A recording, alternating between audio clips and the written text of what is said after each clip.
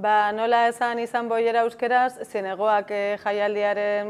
zinemaldiaren enkargu bat izan zen, proiektu kulturalak ekoizten dituzte, eta enkargua zen euskara eta sexu disidentzia uztartzen zuen proiektu bat sortzea. Orduan nire lehenengo ideia izan zen, Aitor Aranak 2006 urtean gehi hiztegia publikatu zuela Zalapartan eta ez zegoela horrelakorik euskeraz. Horretarako Amaia Alvarez Uriaren gana jo nuen, EHUko irakaslea, pizkat aditu moduan, eta berak erabaki zuen prozesu parte hartzaile bat abiatzea, eta hasi ginen Euskal Herriko boierei galdezka, iaz berba erabiltzen dituzten euskeraz, identitate eta praktika boieroi buruz hitz egiteko. Nola esaten da boiera euskeraz? Lehenik eta behin, boiera, Euskal Herriko mugimendu feministan, ego Euskal Herrian boiera erabiltzen da lasai, eta maileguak gurera egokitzeak ez gaude horren kontra, asmoa zen hori auzian jartzea, baina bai aukera gehiago mapeatzea. Ipar Euskal Herritik Itzaro Bordak interpelazio bat egin zigun, eta da,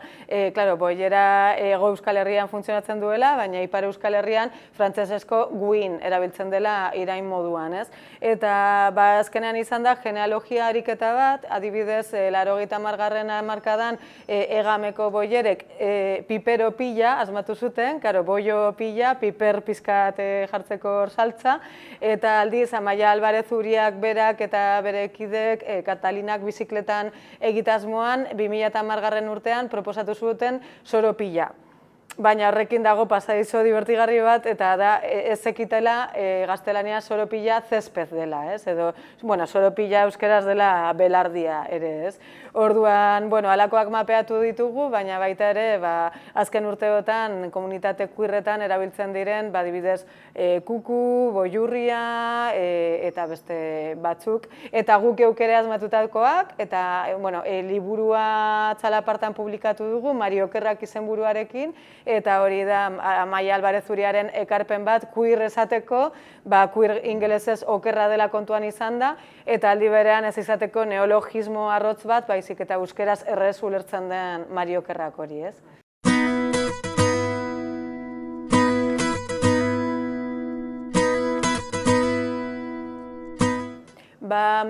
Bigarren fasean, proiektuaren bigarren fasean, elkarrizketak egin genizkien kolektibo boieroi, eta bai argi ikusi zen, nola, 20. mendean esango dugu,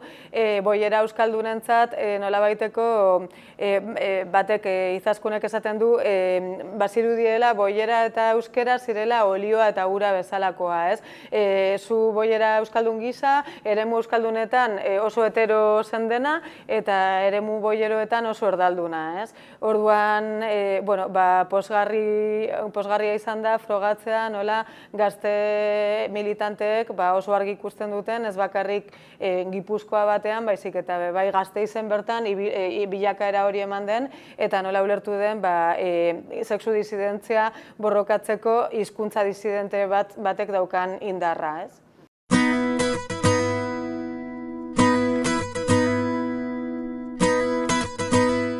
Bai, askotan galdera hori dago, Gitanoa binarioa da, eta orain ez binarismoari buruz hitz egiten den honetan, zer egin behar dugu? Gitanoa alboratu, eta ni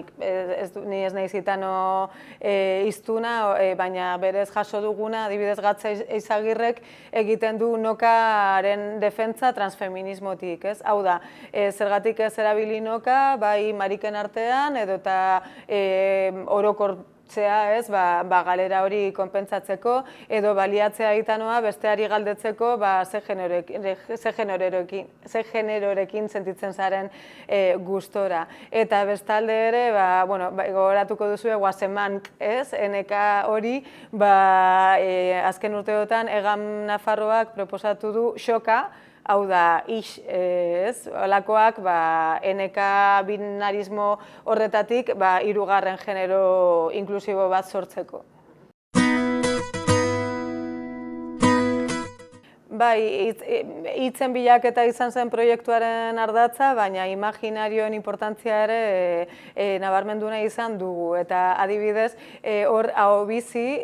bala kolektiboak Gasteiztik sortu zuten ahobizi pegatina bat, ez? Non agertzen den mingaina oso bizi, eta iruditzen zaigu,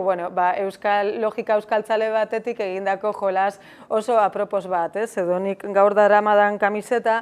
kruizina herri kuirola da, hau egin du Queertiz izeneko San Franeko Bilboko kolektibo travesti batek, eta azken finean hori iruditeria zabaltzea, hori Bambi izeneko performance artista batek aipatu zuen Aiaraldean zutabe batean, nola bera sentitu den euskal kulturatik eta euskaratik nahiko deskonektatuta ez zuelako referente queerrik topatzen, eta ze importantea izan den berarentzat Albina Stardust edo Anere Euskitze hori izatea, ez bakarrik identitateetatik, baizik eta estetikatik ere, eta ikustea nola travestia euskalduna izan daiteken ere, euskalduna eta inkluso maketoa esango dut.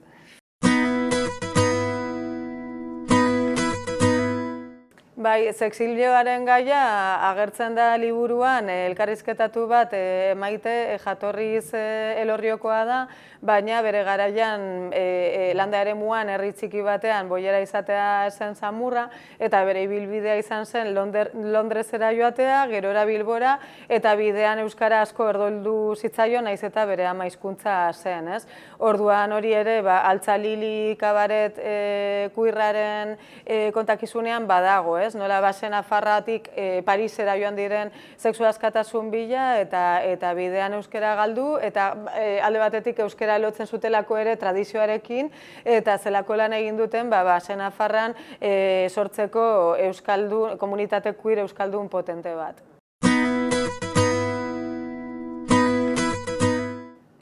Bai, nik uste dut euskal kulturan oso harro egon gaitezkela gure itzultzaileetaz, eta hor bi liburu aipatuko ditut, bat da Mari Mutilandi baten blusa, Stone Butch Blues, ingelesez Leslie Feinbergen novela zoragarria, eta alde batetik euskerara itzuli zela, gaztelaniara itzuli baino lehenago, eta bestetik gaztelaniaz Stone Butch Blues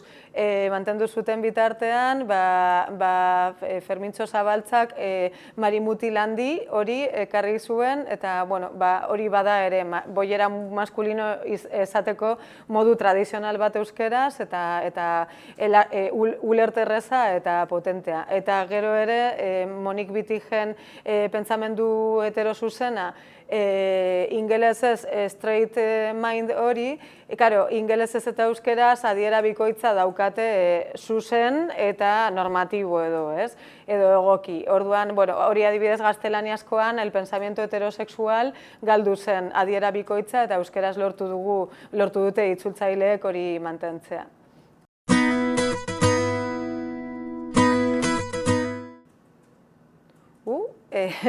Euskara espazio segurua da, nik uste dut bere garaian argian idatzi nuen honi buruzko artikulu bat, eta ze importantea den, empatia ariketak arnasgunearen metafora iruditzen zaitu oso aproposa hausnartzeko ia gure arnasguneak beste norbaitentzat itoguneak ote diren, ez? Orduan hori gertatu da sexu disidentzia eta euskararen artean bi norabideetan, ez? Hau da,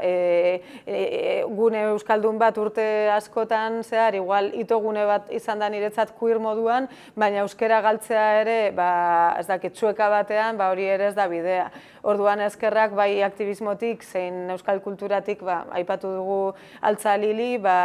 denon artean lortzen ari dugun, euskararen aldetik arnasgune diren horiek, gero eta arnasgune seguruagoak izatea queer komunitatearen ere.